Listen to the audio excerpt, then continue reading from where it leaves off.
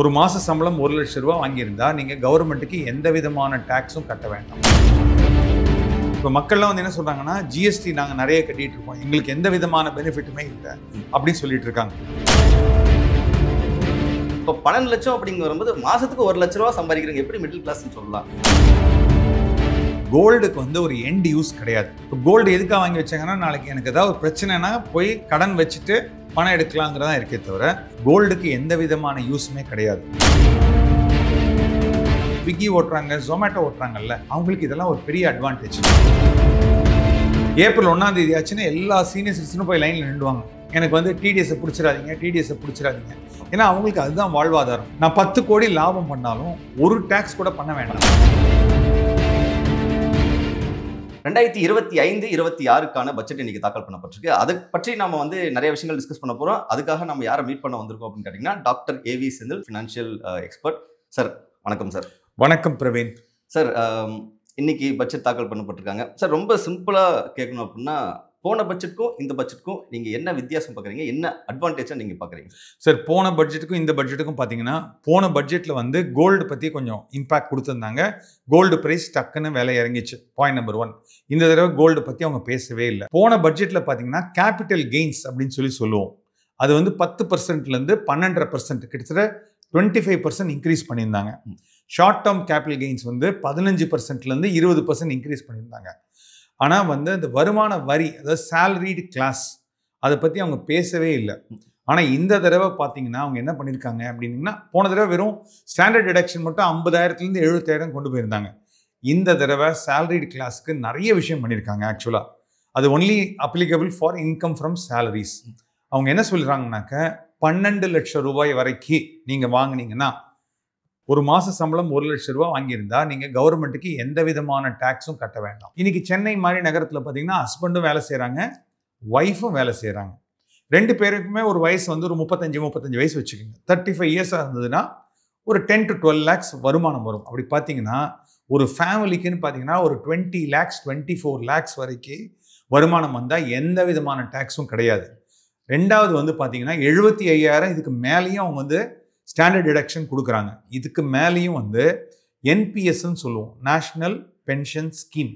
அந்த national pension ஸ்கீமில் பேசிக் சேலரியிலேருந்து ஒரு 10% போட்டால் அதுவும் கொடுப்பாங்க.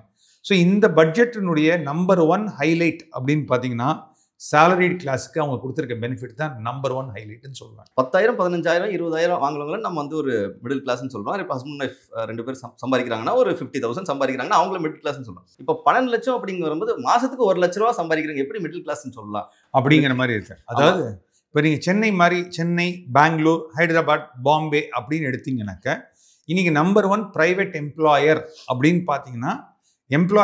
பார்த்தீங்கன்னா, ஐடி கம்பெனிஸில் ஒரு நல்ல ஒரு எம்ப்ளாயர் கொடுக்குறாங்க. இப்போ டிசிஎஸ்ன்னு பார்த்தீங்கன்னா ஒரு 6 லட்சம் பேருக்கு மேலே இருக்காங்க. ஸோ ஒவ்வொரு ஐடி கம்பெனிலையும் இந்த மாதிரி இருக்காங்க. இன்னொன்று வந்து பார்த்தீங்கன்னா பேங்க். இப்போ பேங்க்கில் ஒருத்தர் ஒர்க் பண்ணுறாருன்னா மினிமம் ஓப்பனிங் சேலரியே பார்த்தீங்கன்னா 50,000, 60,000, 70,000 அந்த மாதிரி ஒரு சேலரி போய்கிட்டு இருக்கு. ஸோ அப்போ 70,000 × 12 போட்டிங்கன்னா பாருங்கள் 7,20,000. இப்போ மக்கள்லாம் வந்து என்ன சொல்கிறாங்கன்னா, ஜிஎஸ்டி நாங்கள் நிறைய கட்டிட்டு இருக்கோம், எங்களுக்கு எந்த விதமான பெனிஃபிட்டுமே இல்லை அப்படின்னு சொல்லிட்டு இருக்காங்க. இப்போ வந்து ஈவன் காலேஜ் பிளேஸ்மெண்ட்டுக்கு போனால், நல்ல ப்ரீமியம் காலேஜில் படிச்சுட்டு காலேஜ் பிளேஸ்மெண்ட் போனால் அவங்களோட ஓப்பனிங் சேலரியே வந்து கிட்டத்தட்ட பார்த்தீங்கன்னா ஒரு 10 lakhs rupees வருது. ஸோ அப்படி இருக்கும் போது, அதாவது அந்த சேலரிட் கிளாஸுக்கு அவங்க ஒரு பெரிய பெனிஃபிட் கொடுத்துருக்காங்கன்னு சொல்லலாம் சார். நீங்கள் சொல்கிற மாதிரி ஒரு 10,000, 20,000, 30,000 வாங்குறவங்களுக்கு இதில் வந்து ஒரு பெரிய பெனிஃபிட் கிடையாது. அவங்களுக்கு வந்து என்ன நடக்கும் அப்படின்னு கேட்டிங்கன்னா, இந்த பட்ஜெட்டை பொறுத்தளவுக்கு 2-3 விஷயம் பண்ணிட்டு இருக்காங்க. என்ன பண்ணியிருக்காங்க அப்படின்னு பார்த்தீங்கன்னாக்கா, இப்போ நீங்கள் வந்து ஒரு டூரிசம் பிஸ்னஸ், இப்போ நான் வந்து ஏதோ ஒரு சின்ன ஊரில் இருக்கேன்னு வச்சுக்கோங்க, நான் வந்து தூத்துக்குடி மாவட்டத்தில் இருக்கேன், இல்லை நான் ஒரு கன்னியாகுமரியில் இருக்கேன் அப்படின்னா, அவங்க என்ன சொல்கிறாங்கன்னா, இந்தியாவை பொறுத்தளவுக்கு ஒரு 50 டூரிசம் பிளேஸை வந்து ஐடென்டிஃபை பண்ணி அதை வந்து நான் க்ரோ பண்ண போகிறேன் அப்படின்னு சொல்கிறாங்க. அதே மாதிரி உடான் அப்படின்னு சொல்கிறாங்க. உடான்னா என்னென்னா, ஃப்ளைட்ஸ்லாம் எங்கெங்கெல்லாம் லேண்ட் ஆகும், ஏர்போர்ட்லாம் எங்கே, அதில் பார்த்தீங்கன்னா 120 ஏர்போர்ட் வரதுக்கான வாய்ப்புகள் இருக்குங்கிறாங்க. இப்போ சேலம் அப்படின்னு பார்த்தீங்கன்னா சேலத்தில் ஒரு ஏர்போர்ட் வரலாம், ஹோசூர் அப்படின்னு பார்த்தீங்கன்னா ஹோசூரில் ஒரு ஏர்போர்ட் வரலாம், திண்டுக்கல் அப்படின்னு பார்த்தீங்கன்னா திண்டுக்கல்ல ஒரு ஏர்போர்ட் வரக்கூடிய வாய்ப்புகள் இருக்குது. அப்போ என்ன ஆகும்னா, அங்கே இருக்கக்கூடிய சின்ன பிஸ்னஸ்மேன் ஒரு 15,000, 30,000 பண்ணுறவங்களுக்கும் இந்த மெடிக்கல் டூரிசம் வந்து அதை நல்லா ப்ரொமோட் பண்ணணும் அப்படின்னு பார்க்குறாங்க. இப்போ மெடிக்கல் டூரிசம்னா ஒரு ஃபிசியோதெரபிஸ்டாக இருக்கட்டும், இல்லை ஒரு நர்ஸாக இருக்கட்டும், ஒரு நர்ஸுக்கு 25,000னா அதனுடைய எம்ப்ளாய்மெண்ட் ஆப்பர்ச்சுனிட்டி வந்து இன்க்ரீஸ் ஆக போகுது. அதே மாதிரி MSMEன்னு சொல்லுவோம், மைக்ரோ ஸ்மால் மீடியம் என்டர்பிரைசஸ் சொல்லுவோம். அந்த மாதிரி கம்பெனிஸ்க்கும் அவங்க என்ன பண்ணுறாங்க அப்படின்னு பார்த்தீங்கன்னா, இன்வெஸ்ட்மெண்ட்டை வந்து கிட்டத்தட்ட 2.5 டைம்ஸ் இன்க்ரீஸ் பண்ணியிருக்காங்க. முன்னாடி வந்து 50 கோடி இன்வெஸ்ட்மெண்ட் பண்ணுறவங்க தான் வந்து மீடியம் இதுன்னு சொல்லியிருந்தாங்க. இப்போ பார்த்தீங்கன்னா 50லேருந்து 125 கோடி கொண்டு போயிட்டாங்க. அதே மாதிரி டர்ன் ஓவர் அப்படின்னு பார்த்தீங்கன்னா டர்ன் ஓவரை டபுள் பண்ணியிருக்காங்க. அது மட்டும் இல்லாமல் இப்போ நான் புதுசாக ஒரு கம்பெனி கொண்டு வரேன், இன்னைக்கு ஒரு ஸ்டார்ட் அப் மாதிரி கொண்டு வரேன், ஒரு ஸ்விக்கி ஜொமேட்டோக்கு ஈக்குவலண்டாக ஏதோ ஒரு ஸ்டார்ட் அப் கொண்டு வரேன். கொண்டு வந்துட்டு அடுத்து அதை வந்து ரெஜிஸ்டர் பண்ணிடுறேன், ஸ்டார்ட் அப்பில் ரெஜிஸ்டர் பண்ணிடுறேன். அடுத்த 5 வருஷத்துக்கு நான் 10 கோடி லாபம் பண்ணாலும் ஒரு டேக்ஸ் கூட பண்ண வேண்டாம். அதாவது ஏப்ரல் 1, 2030. ஸோ இப்போ இதுலேருந்து அரசாங்கத்தினுடைய ஃபோக்கஸ் என்ன அப்படின்னு கேட்டிங்கன்னா, நீங்கள் வந்து ஒரு தொழில் முனைவோர் பிஸ்னஸ் ஸ்டார்ட் பண்ணுற இது மட்டும் கிடையாது.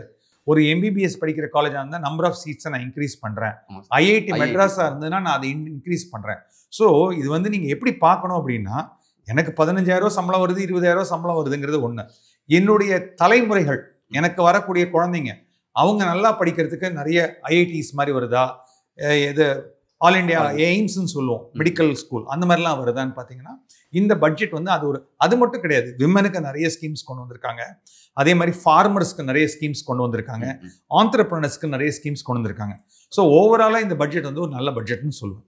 சரிங்க சார். இதில் இருந்துட்டு நம்ம அப்படியே டேரெக்டாக இந்த ஷேர் மார்க்கெட்டை வந்து கொஞ்சம் டச் பண்ணலாங்க சார். எந்த செக்டாருக்கு வந்து நல்ல ஒரு இம்பாக்ட் இருக்கும்? ஏன்னா EVs பற்றி, பேட்டரிஸ் பற்றி சொன்னாங்க. ஸோ அதை ஸ்பெசிஃபிக்காகவும் கேட்குறேன். லைக் அதை தாண்டி வேறு ஏதாச்சும் செக்டார்ஸ்க்கு வந்து இன்வெஸ்டர்ஸ்க்கு வந்து ரொம்ப பெனிஃபிட்டாக இருக்கும் அப்படின்னா இந்த பட்ஜெட்? ஃபார் எக்ஸாம்பிள் ஃபார்மா எடுத்துக்கலாம்.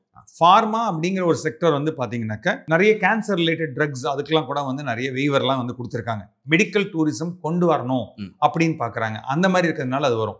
அதே மாதிரி கேபிட்டல் குட்ஸ் அப்படின்னு ஒரு செக்டர் இருக்குது. இப்போ நீங்களே பார்க்குறீங்க, இப்போ சென்னை ஃபுல்லாக பார்த்தீங்கன்னாக்க ஃபுல்லாக வந்து பிரிட்ஜஸ், சென்னை மெட்ரோ ரயில் இந்த மாதிரிலாம் வந்துருக்கு. நீங்கள் கன்ஸ்ட்ரக்ஷனில் வந்து நீங்கள் ₹1 போட்டு பண்ணிங்கன்னா அதனுடைய எக்கானமியில் உள்ள இம்பேக்ட் பார்த்தீங்கன்னா மினிமம் ₹4லேருந்து ₹6 வரும். ஏன்னா அது ரொட்டேஷன் ஆஃப் மணி அப்படின்னு சொல்லுவோம். இந்த பட்ஜெட்டில் அவங்க ரொம்ப தவற விட்டது அப்படின்னு என்ன கேட்டிங்கனாக்க, இந்த ஹவுசிங் செக்டர். இப்போ நம்மளை மாதிரி உள்ளவங்களை வந்து ஒரு 30 லட்சத்துக்கு ஒரு வீடு வாங்கணும், 40 லட்சத்துக்கு ஒரு வீடு வாங்கணும். நியூ டேக்ஸ் ரெஜிமில் பார்த்தீங்கன்னா எந்த விதமான டேக்ஸ் பெனிஃபிட்டுமே வந்து ஹோம் லோன் கிடையாது. ஹோம் லோன் அந்த ஒரு பெனிஃபிட்டை வந்து கொடுக்காம இருக்காங்க. ஸோ இந்த மாதிரிலாம் கொடுத்துருந்தாங்கன்னா அது இன்னொரு பெரிய த்ரெஸ்ட் வந்திருக்குமே தவிர. கோல்டு அண்ட் ஆல்சோ லைக் அதான் வீடு அப்புறம் வந்து கோல்டு, இது ரெண்டுமே ஏதாச்சும் ஒன்று இருக்கும் அப்படின்னு சொல்கிறேன். டேக்ஸ் பிளானிங் அப்படிங்கிறது வந்து எத்திக்கல், டேக்ஸ் எவேஷன் அப்படிங்கிறது வந்து அன்எத்திக்கல். இப்போ வந்து நானும் ஒய்ஃபும் ஒர்க் பண்ணுறோம். ஓல்டு டேக்ஸ் ரெஜிமில் வந்து ஒரு 3.5 lakhs வரைக்கும் என்னுடைய எக்ஸம்ஷன்லாம் நான் பிளான் பண்ணிட்டேன்னு வச்சுக்கோங்க. அதில் வந்து 2 lakhs வந்து இந்த home loan interest, self occupied home loan interest. இப்போ அரசாங்கம் வந்து என்ன சொல்லுதுன்னா, ஒரு வீட்டுக்கு மேலே கூட நீங்கள் ஒரு வீட்டுக்கு மேலே 2 வீடு கூட வச்சுக்கலாம்னு சொல்லுது. சரியா? ஸோ அப்படி இருக்கும் போது நான் என்ன பண்ணலாம் அப்படின்னீங்கன்னா, அந்த 4 லட்சத்தை பிளான் பண்ணலாம். அதுக்கப்புறம் NPSல வந்து ஒரு 50,000 கூட என்னால் பிளான் பண்ண முடியும், அதாவது ஓன் கான்ட்ரிபியூஷன். அதுக்கப்புறம் வந்து செக்ஷன் 80Cன்னு சொல்கிறோம். அந்த முன்னாடி வந்து இந்த இன்சூரன்ஸாக இருக்கட்டும், அந்த மாதிரி இருக்கிறதாக இருக்கட்டும், அதெல்லாம் கூட நம்ம பிளான் பண்ணலாம். அதை விட ரொம்ப ரொம்ப முக்கியமாக செக்ஷன் 80D, அதாவது மெடிக்கல் இன்சூரன்ஸ். அந்த மெடிக்கல் இன்சூரன்ஸ் இருந்திருந்தால் கூட முன்னாடி வந்து அந்த பெனிஃபிட்ஸ்லாம் இருந்தது. ஸோ நீங்கள் வந்து ஒரு கரெக்டாக பிளான் பண்ணிங்க அப்படின்னீங்கன்னா, ஒழுங்காக பிளான் பண்ணிங்கன்னா நீங்கள் என்ன பண்ணலாம் அப்படின்னு பார்த்தீங்கன்னா, 3,25,000 3,50,000 கிட்ட வந்து உங்களால் டிடக்ஷன்ஸை கொண்டு போயிட்டீங்கன்னா இன்னும் வந்து ஓல்டு டேக்ஸ் ரெஜிம் இருக்கிறதுலே பெஸ்ட்டு. அதுவும் வந்து 28% ஆஃப் த மக்கள் வந்து இன்னும் ஓல்டு டேக்ஸ் ரெஜிமில் தான் இருக்காங்க. நீங்கள் அதை கூட பிளான் பண்ணி கூட பண்ணலாம். Okay sir. அண்ட் ஆல்சோ இந்த பட்ஜெட்டில் ஒரு முக்கியமாக இன்னொரு விஷயம் கவனிக்கணும்னா, no tax for like rented ஹவுஸ்க்கு நம்ம டேக்ஸ் வந்து ஸ்லாப் இன்க்ரீஸ் பண்ணியிருக்காங்க. நான் 2.4 இருந்து இப்போ 6 lakhs வரைக்கும் அந்த லிமிட் இன்க்ரீஸ் பண்ணியிருக்காங்க. அதாவது நோ டேக்ஸ்ன்னு சொல்லாதீங்க, நோ டிடிஎஸ். டிடிஎஸ் ஜென்ரலாக வந்து பார்த்தீங்கன்னா டிடிஎஸ் அப்படிங்கிறது என்னன்னா, எங்கெங்கெல்லாம் வருமானம் வருது அது பண்ணணும்ன்ட்டு. இப்போ ஜென்ரலாக சென்னையை மாதிரி ஒரு இதில் போனீங்கன்னா ஒரு நடுத்தர வீடு பார்த்தீங்கன்னா 25,000 போயிடுது, 30,000 போயிடுது. ஒரு 2 BHK வந்து ஒரு நல்ல கம்யூனிட்டி எடுத்தால் 25,000 30,000 போயிடுது. அப்போ நான் ஒரு இடத்துல ஒரு வேலை செய்கிறேன்னு வச்சுக்கோங்க, இங்கே ஒரு கம்பெனியில் வேலை செய்கிறேன்னா 30,000 கொடுத்து எனக்கு ஒரு வீடு இருக்குன்னா நான் அதுக்கு டிடிஎஸை பிடிச்சி மாதம் நான் வேற கட்டி அப்புறம் ஓனருக்கு வேற சொல்லணும். அது ஒரு பெரிய டிரான்சாக்ஷன். அது என்ன பண்ணிட்டாங்கன்னா 50,000 வரைக்கும் கொண்டு போயிட்டாங்க. இது மட்டும் கிடையாது, சீனியர் சிட்டிசன் சேவிங் ஸ்கீமில் இப்போ நான் வந்து ஒரு ஸ்கூல் டீச்சர், நான் வந்து ரிட்டையர் ஆகிட்டேன், எனக்கு ஒரு 10 லட்ச ரூபா வந்திருக்கேன். அந்த 10 லட்சத்தை கொண்டு போய் நான் பேங்க்கில் டெபாசிட் பண்ணுறேன். 80,000 ரூபா வருதுன்னா முன்னாடி 50,000 ரூபாய்க்கு மேலே எனக்கு வட்டி வந்ததுன்னா நான் என்ன பண்ணணும்னா ஃபார்ம் 15G 15Hன்னு சொல்லுவாங்க. ஏப்ரல் 1ஆம் தேதி ஆச்சுன்னா எல்லா சீனியர் சிட்டிசனும் போய் லைனில் நின்றுவாங்க. எனக்கு வந்து டிடிஎஸை பிடிச்சிடாதீங்க. ஏன்னா அவங்களுக்கு அதுதான் வாழ்வாதாரம். இப்போ அதை வந்து 50,000லேருந்து 1 lakh ஆக்கியிருக்காங்க. ஸோ அப்போ இந்த அரசாங்கம் என்ன பண்ணுறாங்கன்னா, முன்னாடி நடந்த ப்ராப்ளத்தை எல்லாத்தையும் பார்த்துருக்காங்களே தவிர, அது பார்த்துட்டு ஒரு சில ஆக்ஷன்ஸ் எடுத்திருக்காங்க. அதனால இந்த பட்ஜெட் வந்து பிரமாதமான பட்ஜெட்டா அப்படின்னு கேட்டிங்கன்னா இன்னும் கூட இம்ப்ரூவைஸ் பண்ணியிருக்கலாம். ஃபார் எக்ஸாம்பிள் நம்ம ஹவுசிங் செக்டருக்கு கொஞ்சம் இம்ப்ரூவைஸ் பண்ணியிருக்கலாம். நிறைய யோஜனாலாம் கொண்டு வராங்க. ஆனால் அது எந்த யோஜனா அப்படிங்கிறது மக்களுக்கே புரிய மாட்டேங்குது. அதாவது எல்லாமே ஹிந்தி வேர்ட்ஸாக இருக்கு. நம்ம வந்து தமிழில் பேசுகிற மாதிரி இல்லை ஒரு ஆங்கிலத்தில் உள்ள மாதிரி ஒரு புரிகிற மாதிரி ஒரு ஆவாஸ் யோஜனாங்கிறாங்க. அது என்ன யோஜனாங்கிறது சாதாரண நம்மளை மாதிரி ஒரு சாமானியன், அதுவும் தமிழ்நாட்டிலேருந்து பார்க்குறவங்களுக்கு அந்த மாதிரிலாம் இல்லை. ஸோ இனிமேல் அதெல்லாம் கூட கொஞ்சம் கொண்டு வந்தாங்கன்னா, இங்கிலீஷ்லேயே சொல்லிட்டு பிராக்கெட்டில் தமிழ் இருந்தால் கூட, அதாவது ஹிந்தி தமிழ். இப்போ நீங்கள் சிங்கப்பூர் போனீங்கன்னு வச்சுக்கோங்களேன். சிங்கப்பூரில் போனீங்கன்னா இங்கிலீஷ் இருக்கும், அந்த ஊர் கண்ட்ரியில் இருக்கும். மூணாவது வந்து பார்த்தீங்கன்னா தமிழில் இருக்கும். ஸோ அந்த மாதிரி வந்து இங்கே இருக்கிற வந்து நிறைய நல்ல ஸ்கீம்ஸ் கொண்டு வராங்க. ஆனால் அந்த ஸ்கீம்ஸ் நம்ம யூஸே பண்ணுறது கிடையாது. ஸோ அதையும் வந்து அவங்க பிளான் பண்ணலாம். சார், எனக்கு திரும்பவும் இந்த நோ டிடிஎஸ் இந்த ஸ்லாப் இன்க்ரீஸ் பண்ணதில் எனக்கு இன்னொரு கான்ட்ரவர்ஷியல்னா 2.4 lakhs முன்னாடி இருந்துச்சு. இப்போ 6 lakhs வரைக்கும் அந்த லிமிட் எக்ஸ்டெண்ட் பண்ணியிருக்காங்க. 15,000 ஒரு வீட்டுக்கு நான் வாடகை கொடுக்குறேன் அப்படின்னா நான் ஒரு மிடில் கிளாஸில் இருக்கலாம். எனக்கு அதுவே பார்த்தீங்கன்னா 5,000 நான் கட்டுறேன் அப்படின்னாலே அதுவே பார்த்தீங்கன்னா 2.4 தான் வருது ஆக்சுவலி. பட் ஆனால் 6 lakhs வரைக்கும் நீங்கள் லிமிட் எக்ஸ்டெண்ட் பண்ணது வந்து ஜஸ்ட் இது வந்து நீங்கள் ஒரு பிம்பத்துக்காக போட்ட மாதிரி தான் எனக்கு ஒரு ஃபீலாக இருந்துச்சு. ஆக்சுவலி அதுதான் நிறைய பேர் இது பண்ணிருந்தாங்க. 15,000 20,000 தான் அதிகபட்சமாக இங்கே வந்து ஸ்டே பண்ண போகிறாங்க ஒரு மிடில் கிளாஸில் இருக்கவங்க. 25,000 30,000 அந்த மாதிரி கொடுக்குறவங்களும் அப்பர் மிடில் கிளாஸ்க்கு போயிடுறாங்க. இதில் யூஸ் எனக்கு இருந்த மாதிரி தெரியல. பட் ஆனால் இது வந்து சும்மா இன்க்ரீஸ் பண்ணியிருக்கோம் அப்படின்ற ஒரு ஷோ மாதிரி தான் தெரியும். அதாவது இன்க்ரீஸ் பண்ணியிருக்கோம்னா நம்பர் ஆஃப் டிரான்சாக்ஷன்ஸை வந்து குறைக்கிறாங்க. அவங்க ஏன் வந்து ஓல்ட் டேக்ஸ் ரெஜிமில் எல்லா பெனிஃபிட்டும் கொடுக்கலாம். ஆனால் ஓல்ட் டேக்ஸ் ரெஜிமில் பெனிஃபிட் கொடுத்தா இன்கம் டேக்ஸ் ஆஃபீஸர்ஸ் அவ்வளோ கிடையாது, சிஸ்டம்ஸ் அவ்வளோ கிடையாது. இப்போ நீங்கள் மெடிக்கல் இன்சூரன்ஸ் கட்டுறேன்னு நீங்கள் சொல்கிறீங்க, அதை நான் எப்படி கிராஸ் செக் பண்ணுறது? எனக்கு பார்க்கக்கூடிய வாய்ப்பு கிடையாது. இப்போ நீங்கள் வந்து ஹவுசிங் பற்றி பேசுகிறீங்க. இப்போ காசா கிராண்டில் ஏகப்பட்ட நிறைய டாப் 5 பில்டர்ஸ், பேர் சொல்ல வேண்டாம், டாப் 5 பில்டர்ஸ் வந்து சென்னையில் வந்து நிறைய இடத்துல கம்யூனிட்டி லிவிங் எல்லா இடத்துலையும் பார்த்தீங்கன்னா வாடகை 2 BHK பார்த்தீங்கன்னா மினிமம் 25,000 தான். சோழிங்கநல்லூர் சைடு போனீங்கனாலும் சரி, இந்த சைடு வந்து DLF பக்கம் வந்தாலும் சரி, ஏன் இந்த பக்கம் நீங்கள் வந்து திருவேற்காடு பக்கத்தில் வந்தாலும் மெயின் ரோட்டில் இருக்கிற நல்ல ஒரு காம்ப்ளெக்ஸ், இல்லைன்னா வடபழனி பக்கத்தில் வந்தீங்கன்னா மினிமம் ரெண்ட்டு 35,000 40,000லாம் கிடைக்கிறது. ஸோ 35,000 40,000 ரெண்ட் வாங்கும் போது அது யார் பண்ணுறாங்கன்னா HNI வாங்குறாங்க, 2வது வீடு வாங்குறாங்க, 3வது வீடு வாங்குறாங்க. ஸோ இப்போ இந்த மாதிரி வீடு வாங்குறவங்க என்ன ஆகுதுன்னா, அங்கே இருக்கிறவங்களுக்கு இது ஒரு எக்ஸ்ட்ரா ஒரு பேர்டன். அதாவது டிடிஎஸை பிடிச்சு கட்டுறதுங்கிறது ஒரு பேர்டன். அதனால அவங்க என்ன சொன்னாங்கன்னா, நம்பர் ஆஃப் டிரான்சாக்ஷன்ஸை குறைச்சிக்கலான்னு. இப்போ முன்னாடி LRSன்னு ஒரு ஸ்கீம் இருந்தது. இப்போ நான் ஃபாரின்ல என் பையன் படிக்கிறான் அப்படின்னா 7 லட்சம் ரூபாய் அனுப்பிச்சேன்னாக்கா எனக்கு வந்து LRS கட்டணும் எதுவெல்லாம் கிடையாது. இப்போ பார்த்தீங்கன்னா 10 lakhs கொண்டு போயிட்டாங்க. ஸோ அப்போ அரசாங்கம் என்ன சொல்லுதுன்னா, உங்களுடைய வேலை பலுவையும் குறைக்கிறாங்க. அதனால தான் ஓல்ட் டேக்ஸ் ரெஜிமில் பார்த்தீங்கன்னா அவங்க நிறைய பண்ணுறதே கிடையாது. நியூ டேக்ஸ் ரெஜிமுக்கு தான் அவங்க ஃபோக்கஸ் பண்ணுறாங்க. Okay sir. இந்த வாட்டி வந்து ஆக்சுவலி ஹெல்த் இன்சூரன்ஸ் ப்ளஸ் அதுக்கு கொடுக்குற ஜிஎஸ்டியை வந்து கட் பண்ணணும் அப்படின்ற ஒரு எக்ஸ்பெக்டேஷன்ஸ் இருந்துச்சு. பட் ஆனால் அது இல்லாதது ஒரு பாதிப்பு தானேங்க சார் ஆக்சுவலி? கண்டிப்பாக வந்து ஜிஎஸ்டி பொறுத்தளவுக்கு 2 விஷயம் இருக்குது. ஜிஎஸ்டி பொறுத்தளவுக்கு பட்ஜெட்டில் பேசணுங்கிற அவசியம் கிடையாது. ஏன்னா அது ஜிஎஸ்டி கவுன்சில்னு சொல்லுவோம். மாதம் 1 3 மாதத்துக்கு ஒரு தடவை எல்லா ஸ்டேட்டையும் கூப்பிட்டு வச்சு பேசி, ஏன்னா ஜிஎஸ்டியில் ஒரு சேஞ்ச் கொண்டு வந்தால் அதில் அஃபெக்ட் ஆக போகிறது சென்ட்ரல் கவர்மெண்ட் மட்டும் கிடையாது, ஸ்டேட் கவர்மெண்ட்டும் சேர்ந்து தான் அஃபெக்ட் ஆக போகுது. ஏன்னா ஷேரிங் ரேஷியோவில் அவங்களுக்கும் ஷேர் வரப்போகுது. நானுமே வந்து எதிர்பார்த்தது வந்து என்னென்னா, டேர்ம் இன்சூரன்ஸினுடைய ஜிஎஸ்டி கம்மியாகணும், ஹெல்த் இன்சூரன்ஸுடைய ஜிஎஸ்டி கம்மியாகணும் தான் நான் எதிர்பார்த்தேன்.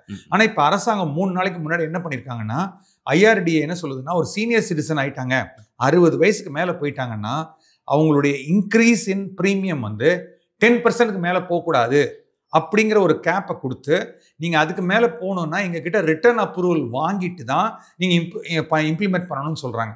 ஸோ அரசாங்கமும் வந்து என்ன பண்ணியிருக்காங்கன்னா, ஜிஎஸ்டி பற்றி இந்த பட்ஜெட்டில் சொல்லலையே தவிர, பட் இந்த IRDA வழியாக இந்த 10%க்காக ட்ரை பண்ணுறாங்கன்னு சொல்லலாம் sir. Okay sir. Sir, middle கிளாஸ்ன்னு எடுத்தால் ஏற்கனவே நம்ம வீடு பற்றி நம்ம பேசிட்டு, இன்னொன்று கோல்டு ப்ரைஸ் வந்து இவ்வளோ இன்க்ரீஸ் ஆகிட்டே இருக்குங்க சார். இந்த டைம் எல்லாம் எதிர்பார்த்தது என்னன்னா, சரி ஓகே அதுக்கும் இந்த மாதிரி இம்போர்ட் டியூட்டிஸ்லாம் ஏதாச்சும் கட் பண்ணுவாங்க, டேக்ஸ்லாம் கட் பண்ணுவாங்க. ஏன்னா மிடில் கிளாஸ்க்கு அது ஒரு பெரிய பெனிஃபிட்டாக இருக்குது. ஏன்னா வாங்கி வச்சவங்களுக்கு கோல்டு ரேட் ஏறிச்சுன்னா சந்தோஷம், சூப்பர். ஆனால் இனிமேல் தான் வாங்க போகிறவங்க போது இது மிடில் கிளாஸ்க்கு லைக் ஒரு ஏமாற்றம் தானே சார்? கண்டிப்பாக. அதாவது நான் தமிழ்நாடை பொறுத்தளவுக்கு 2 விதமாக சொல்கிறேன். ஒன்று வந்து கோல்டுக்கு வந்து ஒரு எண்ட் யூஸ் கிடையாது. இப்போ கோல்டு எதுக்காக வாங்கி வச்சாங்கன்னா, நாளைக்கு எனக்கு ஏதாவது பிரச்சனைனா போய் கடன் வச்சுட்டு பணம் எடுக்கலாங்கிறதான் இருக்கே தவிர, கோல்டுக்கு எந்த விதமான யூஸுமே கிடையாது. ஆனால் இதே நீங்கள் சில்வர் எடுத்தீங்கன்னு வச்சுக்கோங்களேன், ஒரு லேப்டாப்பாக இருக்கட்டும் இல்லைனா மொபைல் ஃபோனாக இருக்கட்டும், அந்த சில்வருக்கு ஏதாவது ஒரு எண்ட் யூஸாவது இருக்குது. அது இண்டஸ்ட்ரியல் யூஸ் கூட பண்ண முடியும். ஸோ கோல்டை பொறுத்தளவுக்கு நம்ம என்ன சொல்கிறோம் அப்படின்னு பார்த்தீங்கன்னா, ஒரு 10% வரைக்கும் உங்கள் போர்ட்ஃபோலியோவில் இருக்கலாம்னு நம்ம சொல்லிட்டு இருக்கோம். அரசாங்கம் என்ன பண்ணிருக்கலாம்னா, இந்த சோவரின் கோல்டு பாண்டுன்னு சொன்னாங்க, ஞாபகம் இருக்கா? அதுக்கு 2.5% வட்டி கொடுத்தாங்க. அதுக்கப்புறம் கேபிட்டல் கெயின்ஸ் எக்ஸம்ஷன் கொடுத்தாங்க. அவங்க என்ன பண்ணியிருக்கணும்னா, நம்மள மாதிரி ஒரு மிடில் கிளாஸ் பீப்புளுக்கு 4 கிலோ கொடுக்கறதுக்கு பதிலாக அட்லீஸ்ட் 100 கிராமாவது கொடுத்துருக்கலாம். அப்படி கொடுத்தா என்ன ஆகும்னா, அட்லீஸ்ட் எனக்கு பேப்பரில் கோல்டு இருக்கும். எனக்கு ஒரு சின்ன குழந்தை இருக்குன்னு வச்சுக்கோங்க, எனக்கு ஒரு பெண் குழந்தை இருக்குது, அந்த குழந்தைக்கு ஒரு 3 வயசு தான் ஆகுது அப்படின்னா, நான் இப்போயே கோல்டு வாங்கி வச்சு காணாமல் போகிறதுக்கு நான் என்ன பண்ணலான்னா, ஒரு 8 வருஷம் வரைக்கும் போட்டுட்டு அன்றைக்கி அந்த டைமில் என்ன மாடல் நல்லா இருக்கோ அந்த ரேட்டுக்கு ப்ளஸ் எனக்கு 2% வருது. ஸோ இந்த அரசாங்கம் என்ன பண்ணியிருக்கலாம் பட்ஜெட்லனா, இந்த சோவரின் கோல்டு பாண்டையும் நாங்கள் கொண்டு வரோம். அதாவது நாங்கள் வந்து ஒரு 100 கிராம் ஒரு ஃபேமிலிக்கு ஒரு பேன் நம்பருக்கு கொடுக்குறோம் ஒரு வருஷத்துக்கு. முன்னாடி கொடுத்த மாதிரி 4 கிலோ கொடுக்கல அப்படிங்கிறது ஒரு பெரிய ஏமாற்றம் தான். இந்த இவி செக்மெண்ட் தான். ஏன்னா வந்து அதுக்குமே பார்த்தீங்கன்னா இம்போர்ட் பண்ணுறதுக்கான டேக்ஸ் வந்து கம்மி பண்ணியிருக்காங்க லித்தியம் அயான் பேட்டரிஸ்க்கு. ஸோ இதோட இம்பாக்ட் வந்து என்ன இண்டஸ்ட்ரி வைஸில் லைக் என்னென்ன ப்ராடக்ட்ஸில் வந்து பார்க்கலாங்க சார்? இது வந்து எல்லாத்துக்கும் யூஸ் ஆக போகுது ஈவி பொறுத்தளவுக்கு. ஃபார் எக்ஸாம்பிள் ஹீரோ அப்படின்னு ஒரு கம்பெனி, நம்ம ஜெனரலாக கம்பெனி பேர் சொல்ல மாட்டோம், பட் இருந்தாலும் சொல்கிறோம். ஏன் ஹீரோ அப்படின்னு சொல்கிறோம்னா, அதில் வந்து ரிமூவபிள் பேட்டரிஸ் வர ஆரம்பிச்சிருச்சு. ரிமூவபிள் இப்போ என்ன ஆகுதுன்னா, ஸ்விக்கி ஜொமேட்டோ மாதிரி ஒரு சாதாரணமாக உள்ளவங்க ஒரு 5000 10,000 சம்பாதிக்கணும் அப்படின்னா என்ன பண்ணுறாங்கன்னா, தே கோ ஃபார் ஈவியில் போய் பண்ணலான்னு பார்த்துட்டு இருக்காங்க. ஸோ அப்படி இருக்கும் போது என்ன ஆகுதுன்னா, இதனுடைய ப்ரைஸஸ் கம்மியாகும். இப்போ பேட்டரி ஈவி பேட்டரியிலே இப்போ வந்து 2-3 மாடல் கொண்டு வந்துட்டாங்க. அதாவது என்கேஜ்மெண்ட் மாடல்னு சொல்லுவோம். ஒரு என்கேஜ்மெண்ட் மாடல் என்னென்னா, நீங்களே ஓன் பண்ணிவிட்டு நீங்களே ரீப்ளேஸ் பண்ணலாம். இது வந்து ஒரு மாடல். 2வது மாடல் என்ன சொல்கிறாங்கன்னா, ஃபர்ஸ்ட் பையருக்கு மட்டும் நாங்கள் வந்து நிறைய வாரண்டி கொடுக்குறோம், 5 இயர்ஸ் வாரண்டி 7 இயர்ஸ் வாரண்டி கொடுக்குறோம் அப்படின்னு 2வது மாடல். இப்போ 3வது மாடல் புதுசாக கொண்டு வந்திருக்காங்க. அவங்க என்ன கொண்டுறாங்கன்னா, பே பர் கிலோமீட்டர். இப்போ நான் ஒரு 2 வீலர் வச்சுருக்கேன் அப்படின்னா, இந்த மாதம் நான் வந்து ஈவி பேட்டரியை 1000 கிலோமீட்டர் ஓட்டிருக்கேன்னா 1000 ரூபாய் கட்டினா போதும். இந்த மாதம் 3000. அப்போது இந்த ஸ்விக்கி ஓட்டுறாங்க, ஜொமேட்டோ ஓட்டுறாங்கல்ல, அவங்களுக்கு இதெல்லாம் ஒரு பெரிய அட்வான்டேஜ். ஏன்னா முன்னாடி பெட்ரோல் போட்டோன்னு வச்சுங்க, ஒரு 100 ரூபாய்க்கு பெட்ரோல் போடுறோன்னா, சென்னை மாதிரி சிட்டியில் மேக்ஸிமம் 25 கிலோமீட்டர்ஸ் 30 கிலோமீட்டர்ஸ் மேலே கிடைக்காது. அப்போ பெர் கிலோமீட்டர் காஸ்ட் எவ்வளோ வருது? 3 rupees வருது. இப்போ ஈவியை நான் 1 ரூபாய்க்கு கொடுக்குறேன்னு வச்சுக்கோங்க. அப்போ என்ன ஆகுதுன்னா, காஸ்ட் ஆஃப் ஆப்ரேஷன் கம்மியாகுது. அப்போ நான் காலேஜில் படிக்கிறேன், ஈவினிங் ஒரு 2 hours வந்து ஸ்விக்கி அண்ட் ஜொமேட்டோ ப்ரைம் டைமில் பண்ணணும் அப்படின்னு பார்க்குறேன்னா, அது எனக்கு ஒரு சைடு இன்கம் தான். இது எப்படி அடாப்ட் பண்ணுறாங்க, யார் ஃபர்ஸ்ட் மூவர், யார் ரிஸ்க் எடுக்கிறாங்க? ஏன்னா நிறைய நிறுவனங்கள் இருக்குது.